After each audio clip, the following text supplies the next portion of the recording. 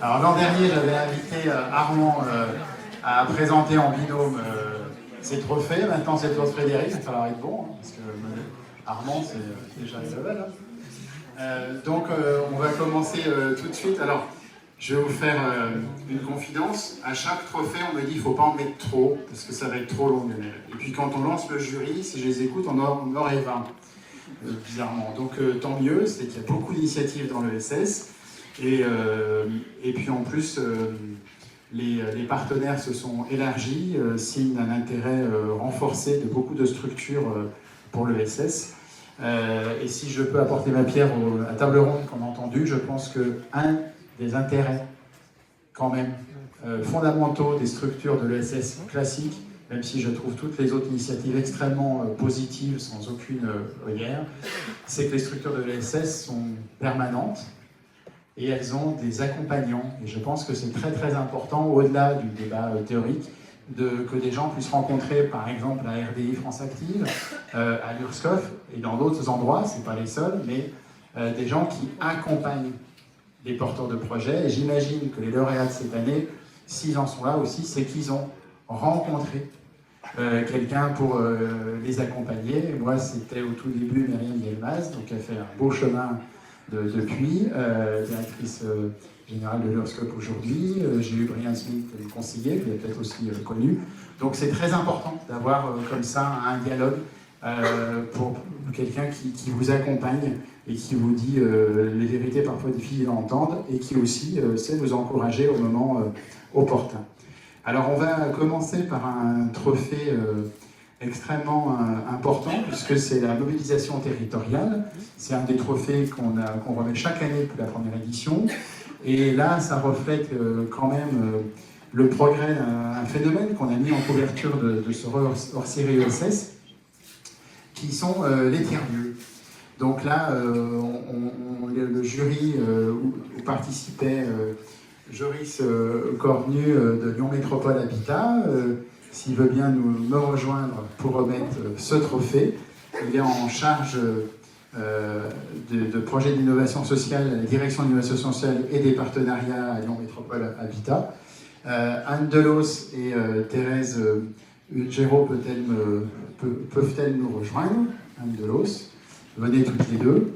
Les tiers-lieux, Frédéric, c'est un phénomène dans la région lyonnaise. Oui, c'est un phénomène assez fréquent. Qui aborde plein de thématiques qui effectivement concernent toute la richesse des activités qui sont concernées par l'ESS. On a dit beaucoup de choses ce soir, mais effectivement, il y a beaucoup de projets de tiers-lieux sur le territoire et on a besoin de structures qui savent les mettre en place, les coordonner, imaginer des modèles économiques, c'est le problème numéro 1 d'un tiers-lieu. Et pour ça, on trouve des structures qui ont beaucoup de talent, qui savent le faire et qui ont des preuves de concept, même déjà réalistes et qu'on peut déjà voir. Joris Cornu avec Ma Friche Urbaine et la Duchesse, qui est le lauréat de cette année, derrière la structure Ma Friche Urbaine, mais c'est en particulier pour l'opération La Duchesse, que vous connaissez très très bien. Vous allez nous expliquer pourquoi. Déjà, bonsoir à tous. Alors, du coup, on aurait pu se demander pourquoi un bailleur social se lançait dans l'occupation temporaire, et du coup, ça fait écho à une étude qui était sortie en 2018 ou 2019. C'était un intermède éthique pour le compte de la métropole de Lyon qui disait qu'il manquait 20 000 m² pour les structures de l'ESS et 18 m² à peu près en occupation temporaire. Donc, partie de ce constat-là, en tant que bailleur social, on s'est dit il faut qu'on joue aussi notre rôle en tant qu'acteur du territoire. Et donc, pour ce faire, on a mis en place différentes opérations, notamment des occupations temporaires. Mais alors, la spécificité, c'est que c'est dans des QPV, dans des territoires où généralement on avait de la vacance, et on a réfléchi ensemble avec un panel d'acteurs pour à la fois répondre aux enjeux des structures de l'ESS, mais aussi aux enjeux des habitants et surtout de nos locataires. Vous avez géré des occupations temporaires, mais vous expliquez à la fois parfois de foncier, et puis là, pour la première fois, c'est la première fois dont vous êtes le vrai opérateur de ce lieu. Oui, tout à fait. Bonjour à toutes et tous. Donc, Ma Friche Urbaine est une entreprise de l'économie sociale et solidaire qui accompagne les propriétaires et les gestionnaires de foncier à monter des occupations temporaires ou transitoires sur leurs sites inoccupés. que ce soit des sites bâtis ou non bâtis, dans le milieu urbain ou rural. Et on existe depuis 2019 et jusqu'à cette année, on ne faisait que cette partie de conseil où on accompagnait à monter des projets d'occupation temporaire jusqu'à de l'opportunité, la faisabilité, avec, en accompagnant la recherche d'occupants pour ce projet de territoire et la mise en œuvre.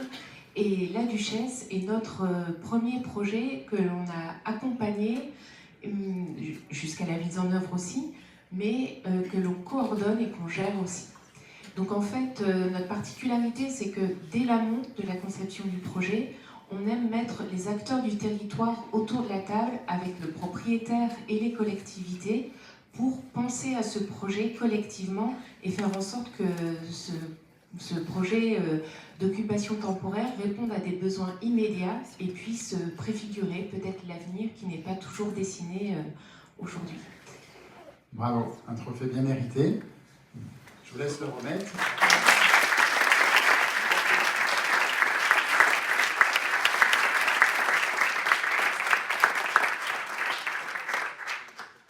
Alors je demande à Emeline Baume de venir nous rejoindre pour les 2 trophées suivants. Donc le groupe GEM, on l'avait, vous connaissez j'imagine, on l'avait déjà récompensé pour un projet de halle du réemploi à la Cité internationale de la gastronomie il y a 2 ans. Et Denis Merlin m'avait confié avoir fait un pari, c'est de revenir 2 ans plus tard pour la formation de Valoris, parce que si on veut favoriser le réemploi ou l'upcycling, ou le réusage, il faut bien que des techniciens au premier niveau puissent réaliser de manière efficace ce tri. Donc j'ai eu la chance d'assister à un petit bout de formation sur place et à visiter tout le site du groupe GEM. C'est vraiment très intéressant. Denis Bernard va venir nous en dire un petit peu plus pour nous expliquer tout le cheminement. Et puis souvent, le groupe GEM, ils viennent en nombre, donc n'hésitez pas, venez tous nous rejoindre, il y a de la place, parce qu'on a suffisamment dit que c'était le partage et la coopération de l'ESS. Donc quand vous êtes présent à plusieurs pour une structure, vous venez nous rejoindre sans hésiter. Christophe était caché. Voilà, Christophe Diaz. Donc, à nouveau lauréat. Emeline Baume, cette formation, c'est quelque chose d'important pour une collectivité locale? Alors Lionel, comme tu l'as dit, c'est important parce qu'en général, pour répondre à des marchés publics, il faut pouvoir dire à l'organisation que les hommes et les femmes de l'organisation vont bien faire les choses. Donc c'est toujours mieux quand on peut mettre dans la réponse qu'on a des hommes et des femmes formés. Voilà, à l'objet pour lequel on répond au marché public. Et j'ai un petit message personnel à passer à la personne qui est en face de moi. Tac. Là, il est écrit le mot formation. Voilà. Il y a une collectivité territoriale qui s'appelle le Conseil régional, dont c'est l'objet à accompagner la reconversion professionnelle, la formation professionnelle, etc.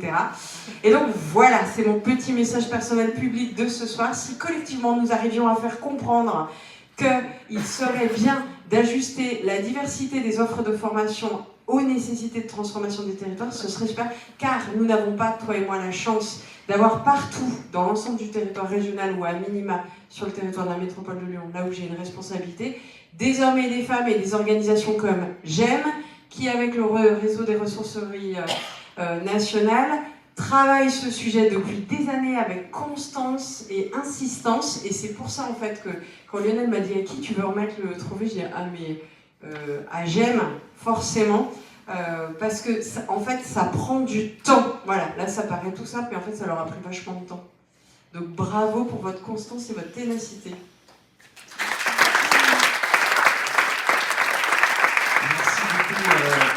Emeline, c'est vrai que c'est une grande victoire ce soir, puisque effectivement on en avait parlé en 2021, mais c'est vrai qu'il y a une conjonction de facteurs et un alignement de planètes pour ce titre, et je tiens vraiment à remercier donc, tout d'abord Emeline parce qu'elle nous a fait confiance pour ouvrir une ressourcerie en 2015.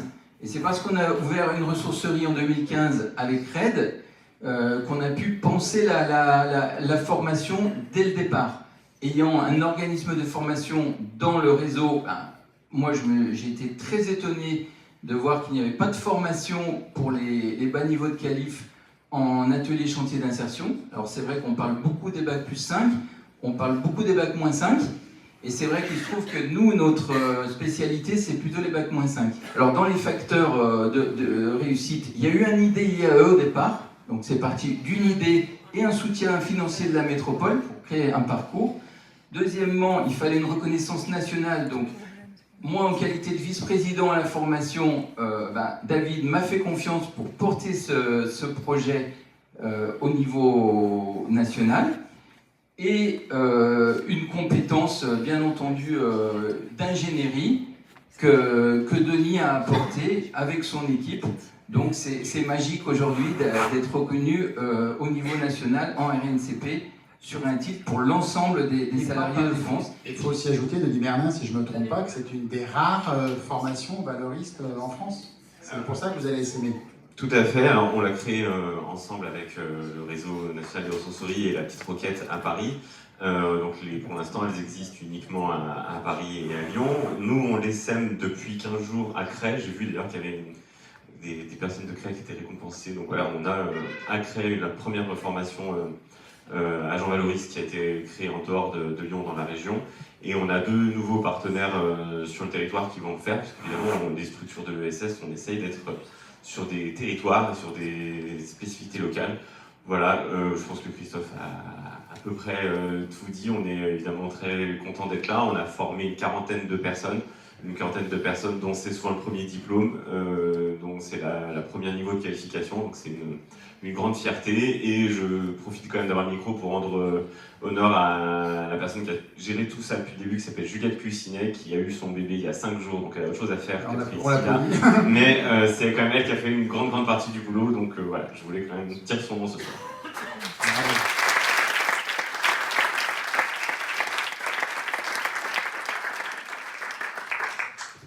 Alors Frédéric, si on a voulu récompenser l'Escale Création, c'est évidemment pour tout leur parcours qu'ils vont nous expliquer, mais aussi parce qu'ils ont vécu un événement tragique un peu avant l'été. On dit que l'ESS est résiliente et pour le coup il faut l'être. Donc ça a aussi compté en forme d'encouragement et de reconnaissance sur cette persévérance.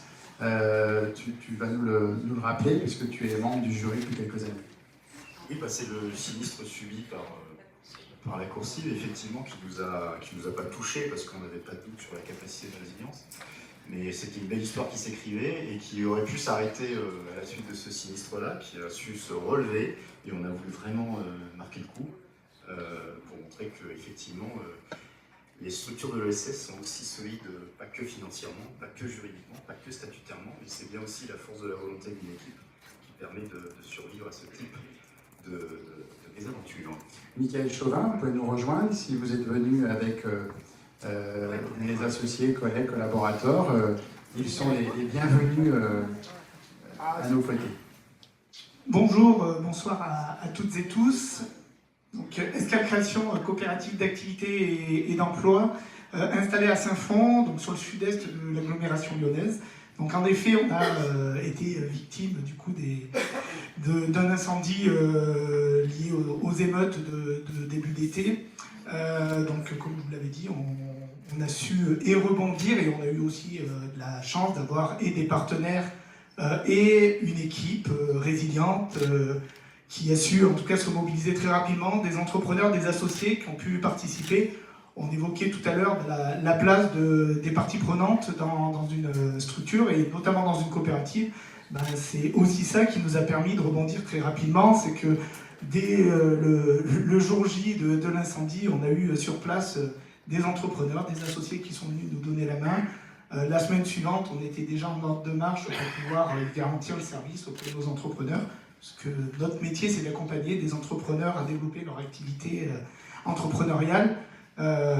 Et du coup, voilà, ça a pu se faire dans les meilleures conditions grâce au soutien de tout un chacun, mais également des partenaires, collectivités qui nous soutiennent là sur l'instant, parce que c'est vrai que c'est encore récent, mais qui nous soutiennent depuis le lancement. On a eu la chance en fin d'année 2022 de fêter nos 20 ans. Donc on est sur un ancrage aussi territorial fort sur le sud-est de l'agglomération lyonnaise. Et du coup, ben, voilà, cette longévité, elle est aussi liée au professionnalisme des équipes, à l'implication de nos entrepreneurs qui aujourd'hui sont partie prenante du sociétariat, de nos conseils d'administration et qui permettent de faire évoluer en tout cas notre coopérative dans de bonnes conditions. Et pour ajouter une fleur de plus à Escale Création, mais ça vaut pour d'autres, puis c'est pour compléter la table ronde.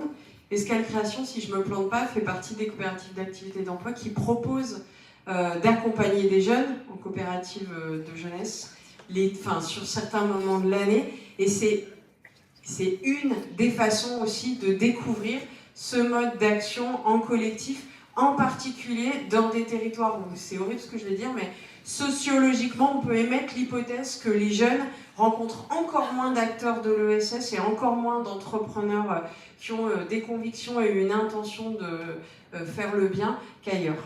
Donc merci, Bravo. C'est important de le dire.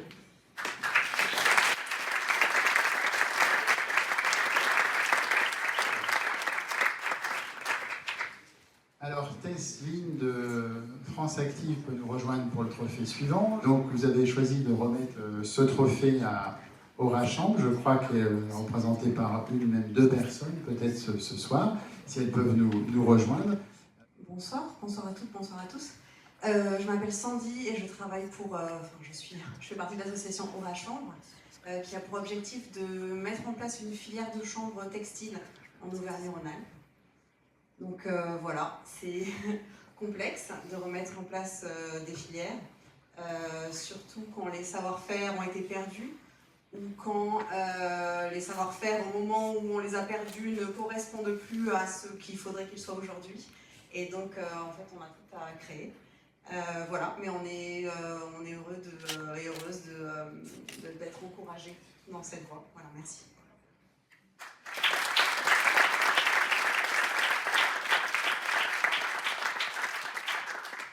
Côté France Active, on est ravis de pouvoir remettre ce prix aujourd'hui.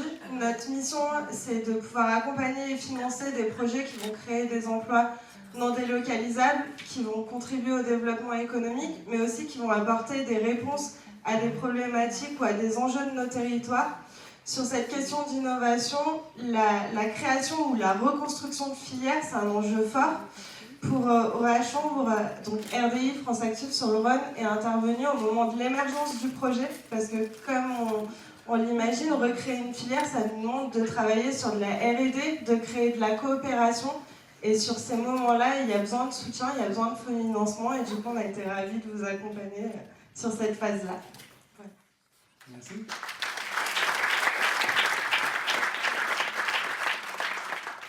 Alors, Cyril Zurmand, s'il peut nous rejoindre, président de l'URSCOP, il est là-bas pour remettre le trophée suivant. Alors, c'est un peu aussi mon coup de cœur, même si je te laisse volontiers le remettre, puisqu'on va le remettre à un confrère, et je crois que c'est la première fois depuis 14 ans qu'on fait ces trophées, qu'on accueille un journal en scope.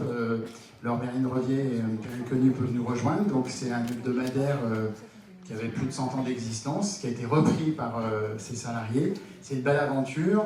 Je glisse quelques mots sur un enjeu fondamental qui est l'indépendance de la presse.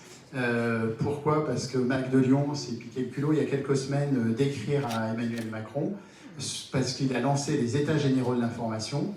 Et sur le comité de pilotage, de manière étonnante, vous avez un seul journaliste. Les autres, c'est des hauts fonctionnaires ou assimilés. C'est un peu surprenant. Donc on lui a écrit pour lui passer le message suivant, qui n'est pas forcément connu, parce qu'on entend souvent dire que la presse est très subventionnée.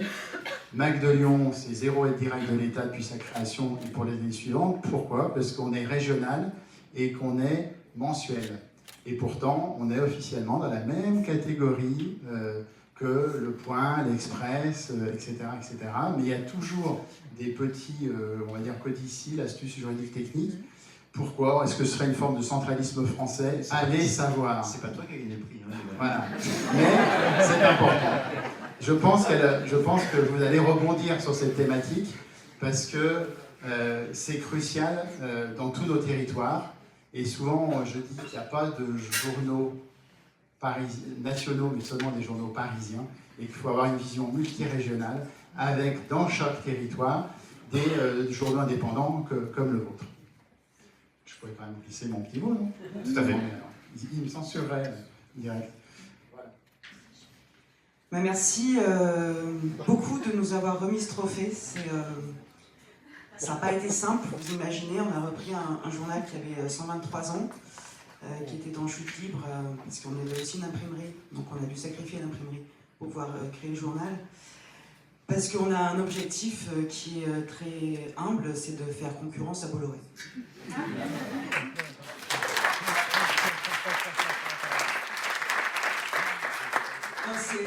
Pour nous, c'est un enjeu crucial. Lionel le disait évidemment, l'indépendance de la presse, c'est quand même un des pivots essentiels de la démocratie. Et à l'heure de la concentration de plus en plus importante des médias, on est fiers de pouvoir porter cette indépendance. Je fais une petite parenthèse. Suite aux États généraux de l'information organisés par Macron, nous avons monté les États généraux de la presse indépendante qui aura lieu le 30 novembre à Paris, à l'espace Reuilly. Il y aura sûrement quelque chose qui se passera aussi à Lyon. Ouais. Mais évidemment, tout ça, on n'a pas pu le faire seul. On a eu toute une vallée derrière nous, donc je ne sais pas si tout le monde voit où se trouve Cré, la vallée de la Drôme. Quand on a dit que le journal allait peut-être mourir, il y a eu une levée de solidarité de toute la vallée. On a pu, grâce à l'URSCOP, parce que sans l'URSCOP, on n'y serait jamais arrivé, et grâce à Rémi Dalland, welcome, on peut applaudir.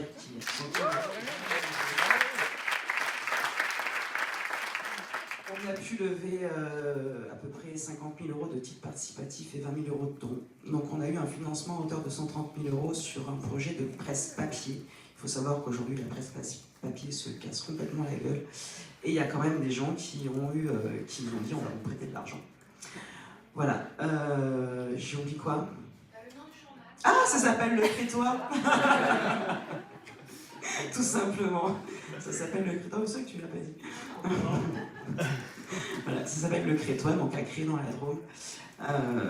J'avais noté des trucs, mais je sais plus. Ah oui, non, on a aussi un associé qu'on peut remercier. Donc on est 4 associés salariés et on a un associé extérieur qui est le Fonds pour une presse libre, qui a été monté il y a quelques années par Mediapart, mais qui aujourd'hui est indépendant et qui est notre associé extérieur. Et pareil, sans qui on n'aurait pas pu monter ce journal.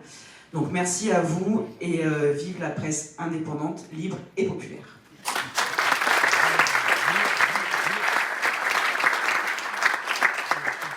Tout un symbole, Cyril. Oui, j'ai pas besoin d'en rajouter, je pense que vous avez fait tout ce qu'il fallait pour mettre en avant tout ce qu'a pu faire l'UR, sachant que c'est un vrai travail, c'est une reprise au tribunal.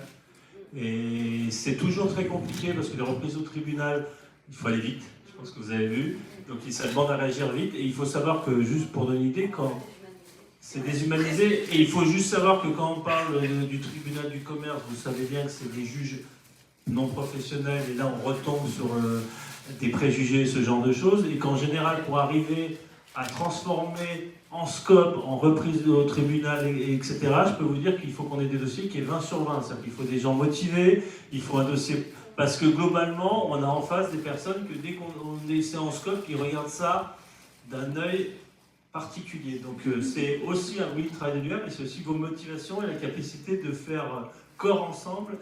Et en plus, oui, pour un projet, on va dire, de la presse, je pense que l'indépendance de la presse, je ne vais pas en rajouter ce que vous avez dit, Kilo. On a parlé des politiques, on a parlé des entreprises, mais la presse, c'est aussi un des points importants pour se faire voir. Je pense qu'on aura fait le tour de pas mal de choses, donc bon vent, et je suis désolé, je ne dis pas le Crétois de Grenoble, mais je promets que je vais essayer d'aller le lire, le récupérer.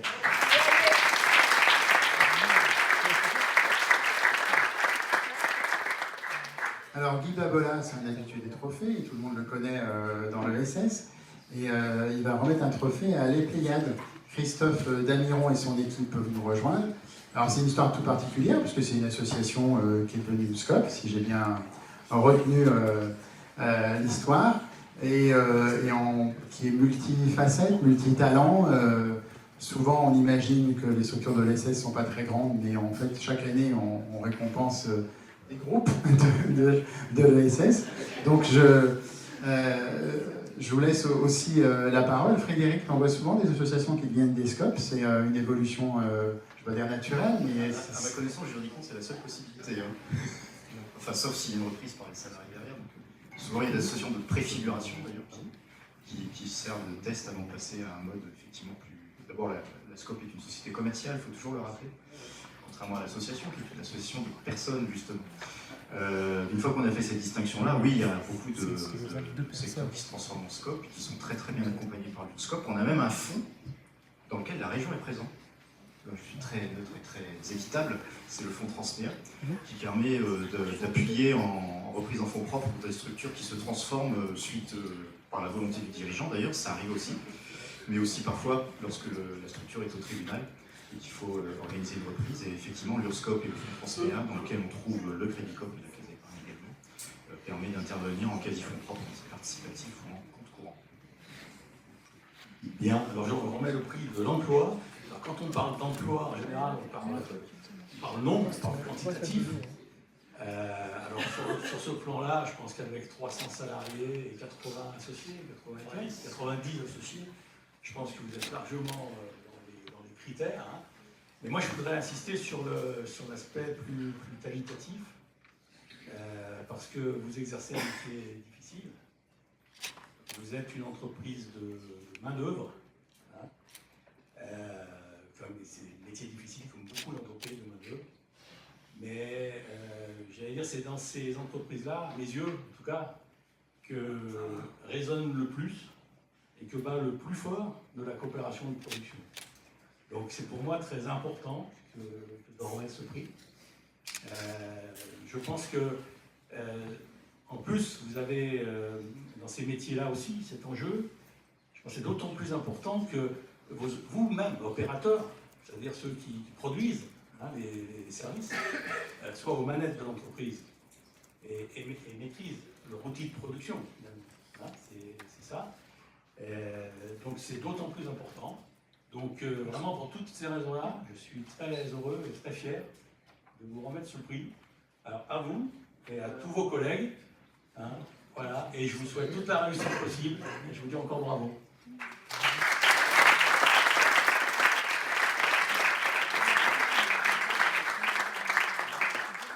Eh bien, nous vous remercions au nom des 300 salariés de Pléiade et des 90 coopérateurs. C'est une belle aventure que l'on a vécue. Cette aventure, on n'y croyait peut-être pas au départ, il y a 1 an et demi de cela, parce que l'avenir était très sombre pour notre association. Et puis, sur les conseils d'un avocat, il faut le dire, notre avocat, qui dans cette situation qui était la nôtre, nous a bien conseillé, nous a mis en relation avec l'Union régionale des SCOP, et on a réussi collectivement, en prenant le temps, parce qu'il a fallu 1 an et demi pour pouvoir arriver à ce projet et présenter quelque chose au tribunal, parce que l'association a été reprise à la barre du tribunal, avec des groupes concurrents, dont notamment un groupe qui se dit groupe à mission, donc il faut faire attention, je rebondis sur le sujet précédent. On va pas y... Mais c'est important quand même de le dire, parce que, voilà, derrière, nous sommes fiers, nous, demain, nous serons fiers de faire des excédents et des profits. Ce qui sera important, c'est de savoir ce que l'on fait de ces profits, de ces excédents, et comment on les redistribue. Parce qu'il faut que l'économie sociale et solidaire, je vais juste arrêter là-dessus, elle n'ait pas honte de faire des profits. Voilà.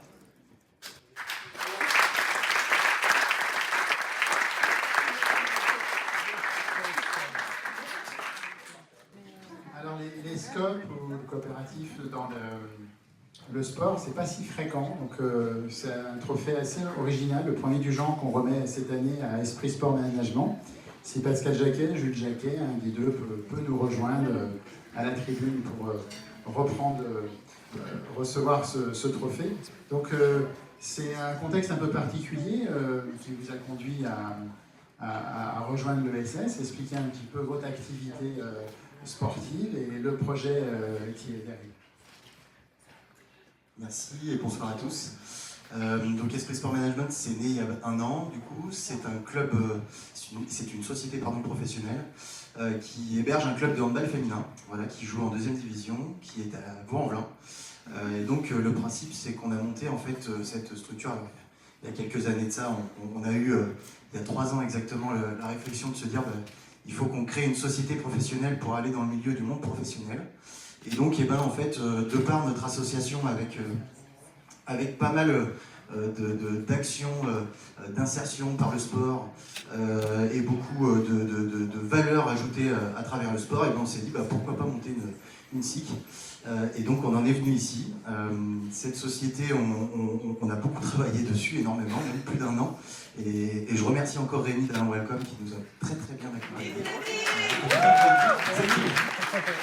Donc un grand merci à lui. Et donc la société a aujourd'hui 1 an et on joue toujours du coup en 2e division professionnelle du coup à Vaux-en-Velin. Donc voilà. Merci.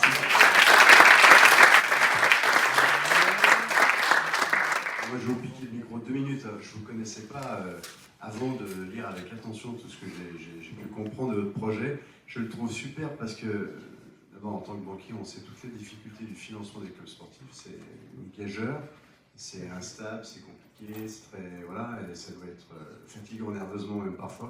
Vous avez réussi à trouver un modèle qui allie le sport, qui est quelque chose de magnifique, féminin en plus, et une sorte de sécurisation de votre modèle économique en faisant une SIC pour faire de la formation dans le social, pour l'apprentissage, l'inclusion, et donc de gagner un peu d'argent avec ça, qui permet de sécuriser la partie sportive. Moi, je trouve ça assez magnifique. J'entends que vous avez été accompagné, bravo à l'accompagnateur. C'est la première fois que j'entends ce modèle, et je le trouve extrêmement séduisant. Voilà. Donc bravo, je suis ravi de vous le remettre.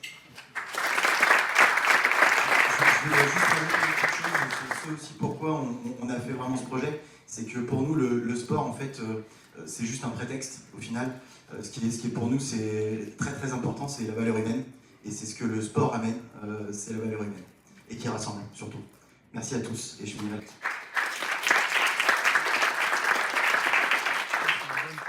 Frédéric a un trophée aussi qui mérite le détour. C'est aussi l'occasion de découvrir pour le jury cette initiative. Parents en vacances se propose de mettre à disposition les résidences secondaires de familles qui n'ont pas forcément les moyens de partir en vacances. C'est une initiative que tu ne connaissais pas, mais qui a découvert avec intérêt. Un petit mot là-dessus, et puis c'est Cyril Zormand qui va venir remettre ce trophée donc à Parents en vacances et Nicolas Maillot. Un petit mot, Frédéric, sur cette découverte. En dehors du jeu de mots, Parents en vacances, c'est ça, c'est très drôle. On est dans l'économie de partage en fait, et puis dans l'initiative individuelle citoyenne pour le coup là. Donc c'est un autre aspect aussi de cette économie, et comment est-ce qu'on peut aussi faire porter ses propres valeurs à partir de son propre patrimoine, ce qui est plutôt pas mal.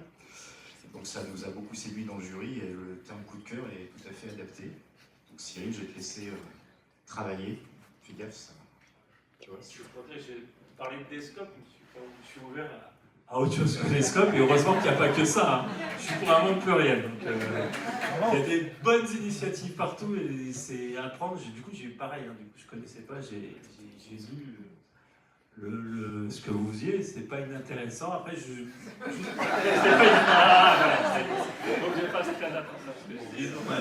c'est très intéressant. Non, mais honnêtement, c'est très intéressant. Ça amène justement dans le partage des richesses. Il y a des gens qui visiblement ont la chance d'avoir des maisons secondaires, de les 3 millions, voilà, ce qui est pas mal.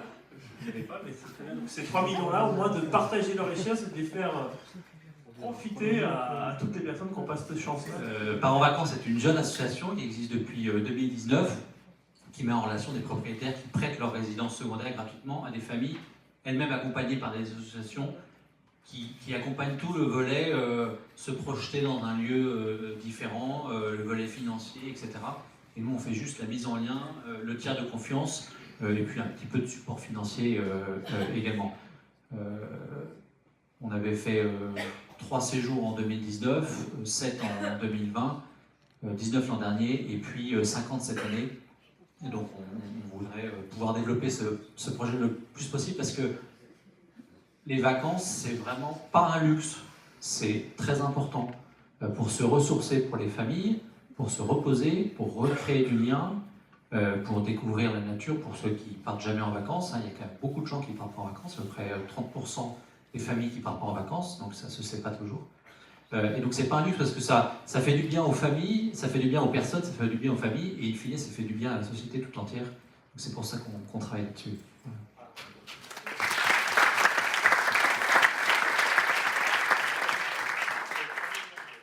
Alors, le trophée Habitat Massif remis à Habitat et Partage, je vais voir par qui est représenté. Benjamin Pont. Non, ça c'est pour la Massif. Animateur de la commission SS de la Massif, et Benjamin Pont, qui est de la structure récompensée. Bonsoir à tous et à toutes. Mesdames, Messieurs, c'est avec un immense plaisir que je participe à cette nouvelle édition des Trophées de l'ESS en tant que délégué massif et animateur de la commission de l'ESS afin de remettre le prix massif à la société coopérative Habitat et Partage. Ce prix a été créé pour mettre en valeur les initiatives qui contribuent à la construction d'une société plus solidaire et responsable. Nous avons privilégié de récompenser une structure qui, par son modèle coopératif et son engagement en faveur de l'habitat partagé, incarne parfaitement nos valeurs. La Massif, en sa qualité d'assureur et d'acteur de l'ESS, accorde une grande importance aux nouvelles formes d'habitat, privilégiant la participation citoyenne, le lien social et la durabilité, notamment par sa fondation qui fête ses 30 ans d'existence aujourd'hui et dont l'orientation emblématique de l'année 2023 est « Habiter autrement et durablement pour mieux vivre ensemble ».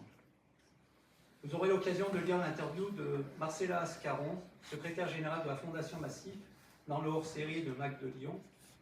Et je tiens à féliciter chaleureusement la Société Coopérative et Partage pour cette distinction méritée.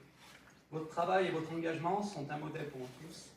Nous vous encourageons à poursuivre vos actions ambitieuses et novatrices pour modeler un avenir meilleur. Désolé pour ces petits dérapages de temps en temps. Voilà.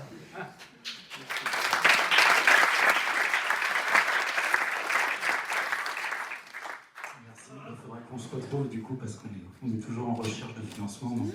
je passe le petit mot. J'en profite pour remercier les acteurs qui nous soutiennent. Je pense à la Caisse d'Épargne, à France Active qui sont présents ce soir. Un petit clin d'œil aussi à l'URSCOP parce que l'URSCOP, pour la petite anecdote aussi, j'ai démarré en 2015 avec des formations à la CCI, un programme d'incubateur Lyon Startup. Jamais entendu parler de société coopérative. Et bien, j'ai ouvert la porte de l'URSCOP et j'ai une formation et là j'ai fait, ça y est, j'ai trouvé le modèle. Et c'était la SIC qui répondait au modèle, à la vision. Et c'est vrai que j'ai dû faire au moins 30 jours de formation avant de découvrir ce modèle de SIC. Donc merci à l'URSCOP pour cette ouverture d'esprit. Et Habitat et Partage, pour la petite info, donc on est une coopérative en effet d'intérêt collectif. On développe ce qu'on appelle la coopérative d'habitation. C'est un modèle qu'on importe en France depuis la Suisse notamment. Et le principe, on répond à deux enjeux. L'habitat participatif, que tout le monde connaît aujourd'hui. L'habitat participatif, c'est le vivre ensemble, c'est le lien social, c'est la solidarité, c'est le partage à travers des espaces communs notamment. Et l'habitat coopératif qui est moins connu et qui répond au modèle justement des sociétés coopératives. On recrée le modèle des sociétés coopératives au sein d'un habitat, et ce qui fait que les habitants, les voisins, doivent se retrouver pour prendre les décisions ensemble, doivent se connaître. Et on est vraiment sur un modèle coopératif au sein de l'habitat, où les habitants sont sociétaires, donc ils ont investi de l'argent dans la coopérative. Aujourd'hui, on est 4 salariés, on est une équipe encore jeune et peu nombreuse, mais on est quand même 224 sociétaires, donc on a beaucoup de soutien et on a de plus en plus de sollicitations, donc voilà, un modèle à suivre.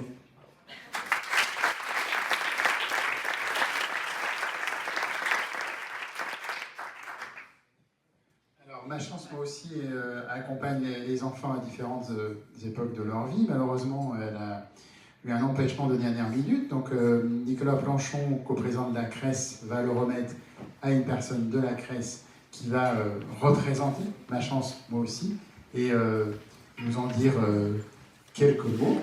Donc, ma chance, moi aussi, je crois que ça fait partie des structures que vous aviez proposées. C'est un trophée CRES utilité sociale. Expliquez-nous un petit peu ce qui vous a motivé et aussi qu'est-ce qui représente pour vous comme activité. Et puis Nicolas Planchon, vous avez choisi de remettre ce trophée, donc il y a des raisons particulières. Ouais, on va faire un petit jeu de rôle pour savoir qui dit quoi. Allez, parce que là je sens Régis extrêmement perturbé. C'est sans doute le lien de subordination entre le président et le salarié. C'est ça. Voilà. Et puis vous ferez un petit chronopause derrière aussi.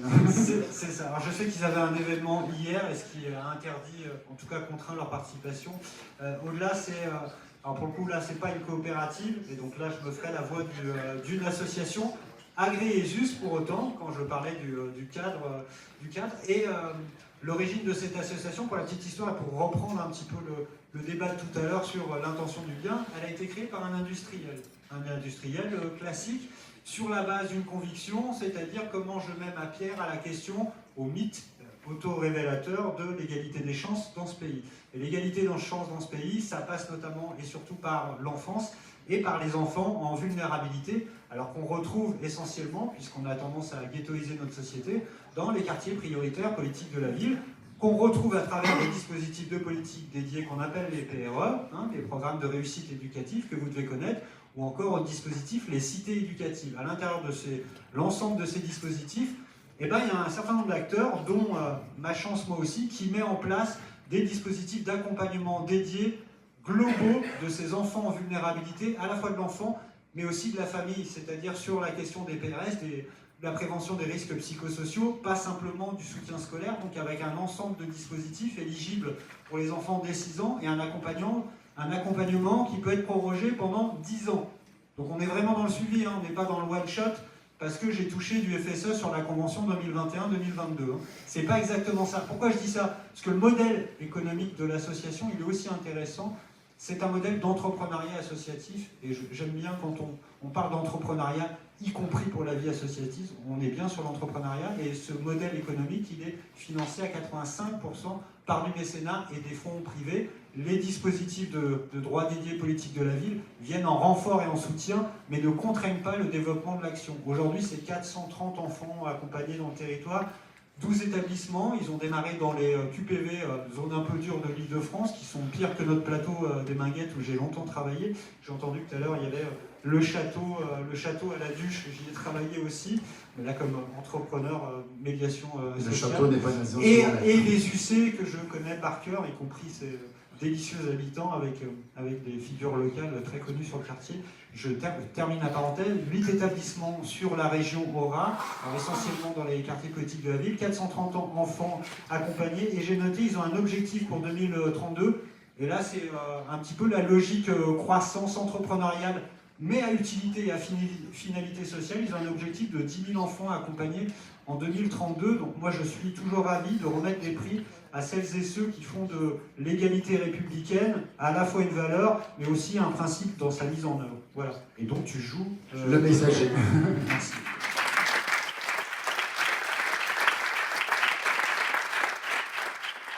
Alors, Frédéric, l'alimentation de proximité, les circuits courts, est quand même une dominante des trophées depuis plusieurs années. On a récompensé Grappe, bien connu à Lyon, groupement régional d'alimentation de proximité qui a connu une très belle progression et qui a même inspiré d'autres initiatives dans la région.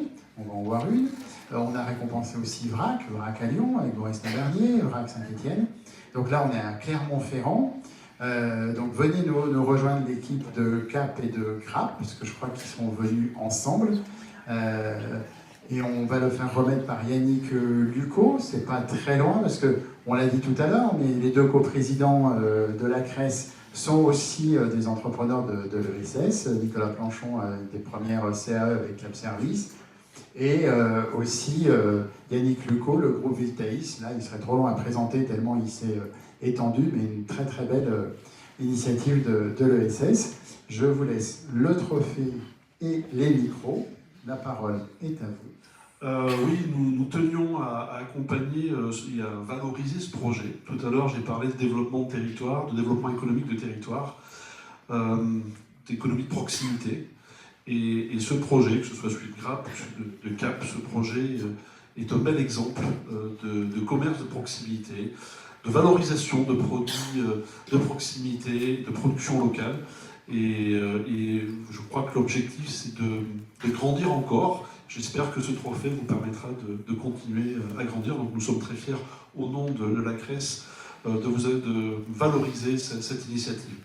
Vous me permettrez de déroger, je sais que vous avez tous faim, vous avez tous soif, hein, il est bientôt 9h, mais je vais quand même faire un petit signe à Emeline parce qu'elle m'en a fait plusieurs.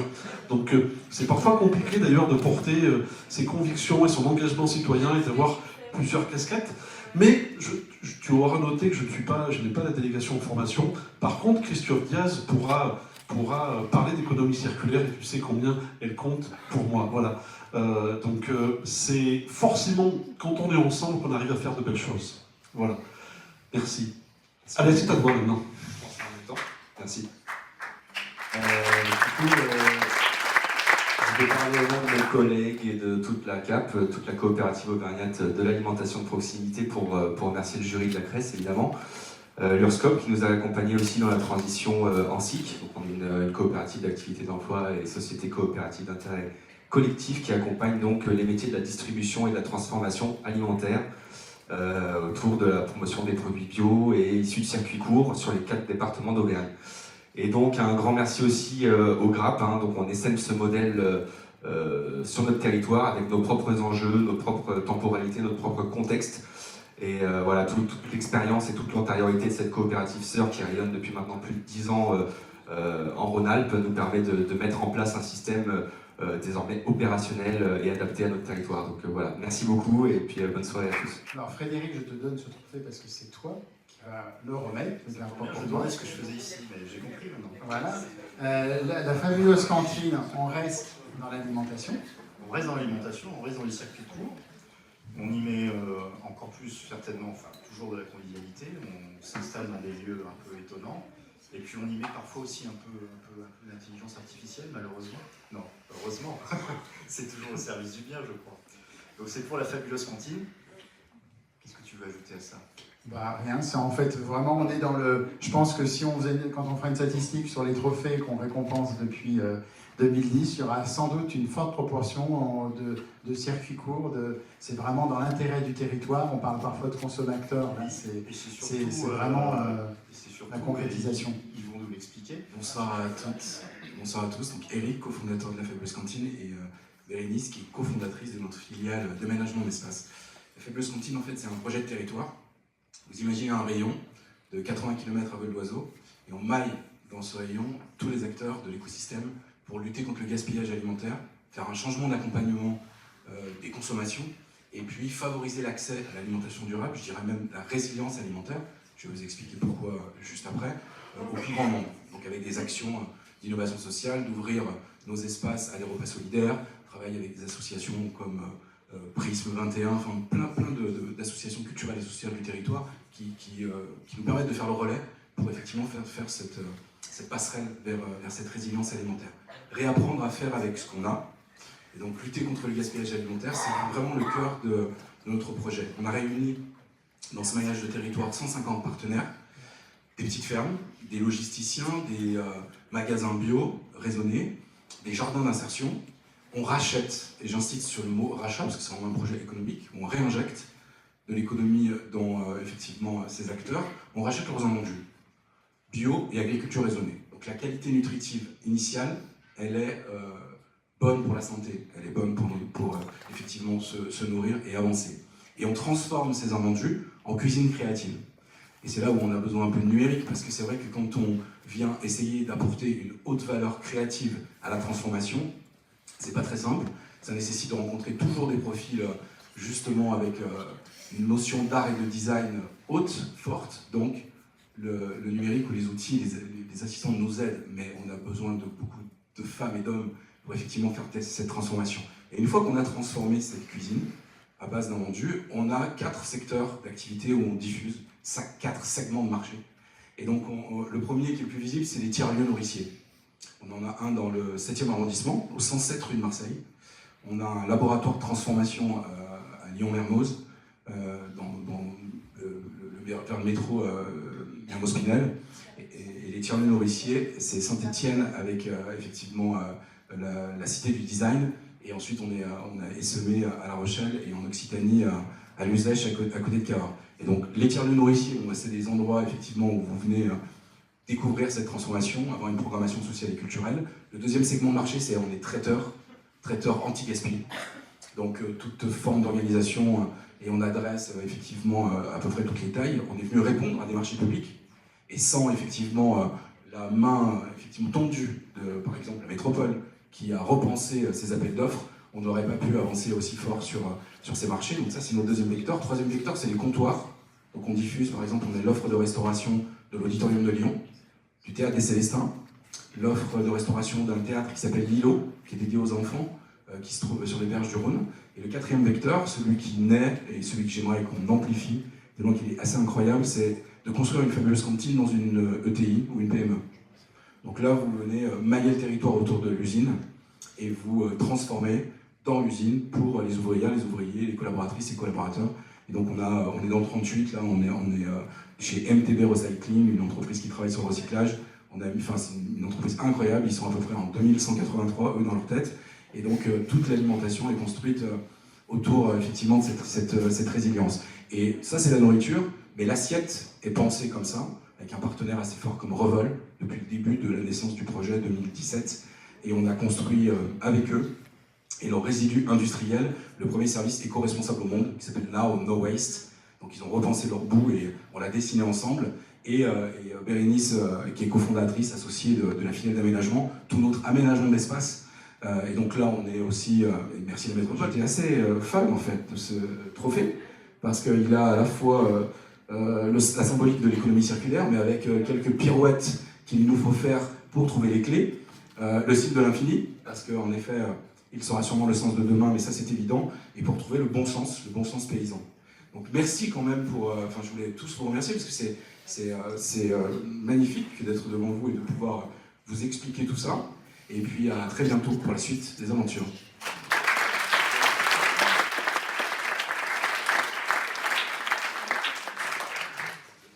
C'est le dernier, et Anne-Soleil Lopez Acolea va nous rejoindre, et je crois que tu connais ce groupe, si elle est bien là. Oui. Non, Bonjour à tous, donc en effet je remplace Pascal Bourg. Harmonie Mutuelle, alors on est Harmonie Mutuelle ESS, donc économie sociale, puisqu'on est le pôle d'expertise justement de l'économie sociale pour le groupe. Harmonie Mutuelle ESS appartient au groupe Vive, donc c'est une entreprise de l'économie sociale au sens strict, puisque en tant que mutuelle, nous appartenons au monde de l'économie sociale. Nous développons la qualité de vie au travail dans l'économie sociale, et c'est pour ça qu'on remet ce prix aujourd'hui. Tout simplement parce que l'économie sociale est malheureusement dans un secteur peu rémunérateur, avec des difficultés de recrutement, même si le sens est là et que les nouvelles générations sont attirées par l'économie sociale, il faut pouvoir les attirer, il faut surtout pouvoir les garder. Donc on met vraiment aujourd'hui au cœur de notre activité cette qualité de vie au travail, on établit des baromètres, on aide nos associations à faire des diagnostics pour déterminer justement comment agir pour améliorer cette qualité au télétravail. Et donc on a voulu récompenser l'association Acolea qui a créé des actions concrètes avec, on va dire, un suivi humain de ses salariés. Et c'est pour ça qu'on a voulu les récompenser ce soir. Voilà.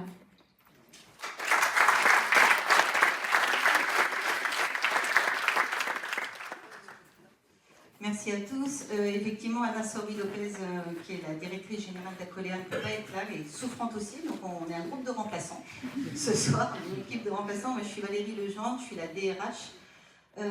Effectivement, Acolea, peut-être que vous ne nous connaissez pas trop. On est une association qui est jeune, et qui est de 2019, mais qui réunit deux associations qui avaient envie de se réunir, qui étaient la SLEA et Accolade.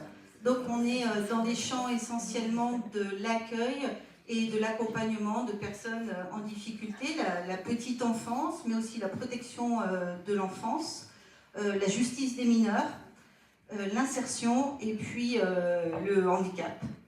Alors pour faire tout ça, c'est 2600 personnes qui sont accompagnées et accueillies tous les jours. Il y a 1500 professionnels uniquement sur le Rhône qui jouent ce rôle. Et nos valeurs, les valeurs que Anna Sori-Lopez développe énormément depuis qu'elle est directrice générale de cette association, c'est de dire qu'il faut qu'on prenne soin les uns des autres, et surtout, la grande valeur et qu'on vit tous les jours, c'est prendre soin de ceux qui prennent soin des autres. Donc on est vigilant, on est bienveillant, et surtout, on regarde si on voit des personnes autour de nous qui nous semblent ne pas être bien, et on essaye de redévelopper la qualité de vie au travail différemment en prenant vraiment soin les uns des autres. Et on a créé le poste il n'y a pas très longtemps, que Laetitia Méan, et qui est à l'honneur aujourd'hui, parce que c'est surtout elle qui a mené ces actions. Laetitia Méan, qui est responsable de la santé, de la sécurité, de la qualité de vie, des conditions de travail au sein d'Acolea. Et je vais lui laisser la parole pour qu'elle nous dise un petit peu ce qu'elle a fait en termes de QVT. Bonsoir, c'est assez impressionnant. Effectivement, Acolea a créé ce poste il y a 1 an, ce qui est assez novateur dans nos secteurs d'activité. Et en plus, j'ai un profil d'ergonome, ce qui est une double innovation, puisqu'un ergonome va s'intéresser aux conditions de travail. Donc on n'est pas dans la qualité de vie au travail de vitrine, mais on est vraiment dans la prise en compte du travail réel. Et on essaye de se préoccuper de ça dans tous les projets qu'on porte. On maille dans tous les sens sur ces aspects-là. Ça a été pris en compte dans les axes stratégiques 2022-2026, ce qui a donné lieu donc à cette création de poste et à une politique vraiment en faveur de ces actions. Ce qu'on peut dire, c'est que nos enjeux majeurs sont de fidéliser nos salariés, de limiter l'usure professionnelle et de prévenir les risques professionnels aussi de ces secteurs qui sont principalement les risques psychosociaux. Et de développer le dialogue social, parce que c'est aussi par là qu'on arrive à mettre en place des accords et puis faire remonter les sujets qui préoccupent les milieux de travail.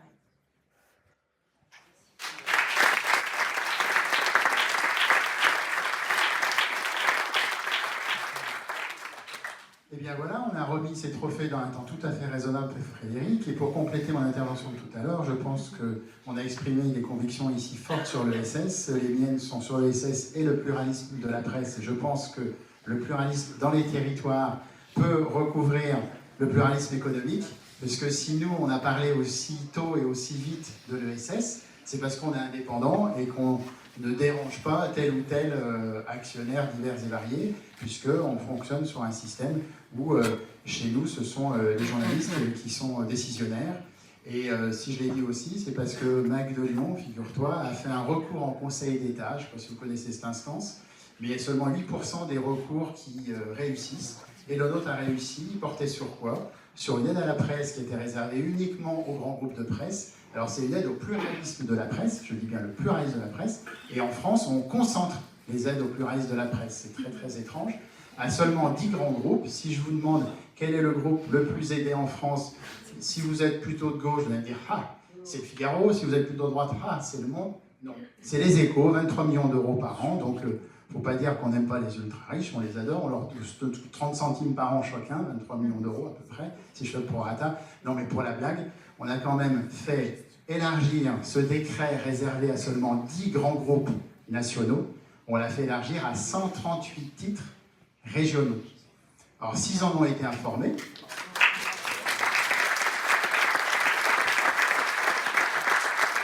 Merci.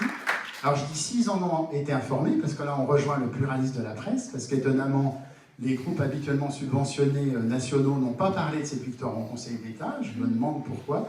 Un seul titre en a parlé, vous le connaissez tous, s'appelle La correspondance de la presse, une lettre très confidentielle, très professionnelle et très sérieuse, lue par tous les rubricards spécialisés médias de France Navarre, mais cette information n'a pas dépassé la correspondance de la presse. Donc je pense que le pluralisme de la presse peut être un combat aussi de l'ESS, parce que c'est un pluralisme de l'information, et on peut aussi aborder le pluralisme des statuts dans l'économie.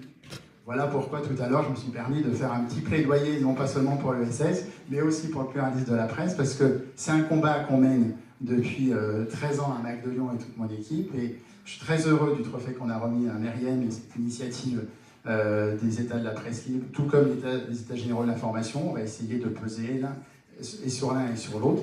Et je pense que si j'ai un message à donner à cette jeune équipe, c'est que l'indépendance et le combat de l'indépendance de la presse est un combat vraiment de tous les jours.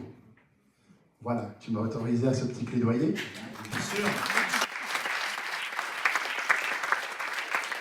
Je vais faire le mot de la fin avant d'inviter au vin d'honneur, puisque mais c'est pas parce qu'on a fait vite pour remettre 13 trophées qu'il faut en mettre 26 l'année prochaine. Hein.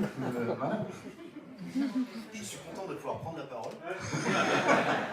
Pour vous dire que, effectivement, Lionel, il n'y a plus de trophée, mais s'il y avait un 14e, je te le décernerais avec grand plaisir.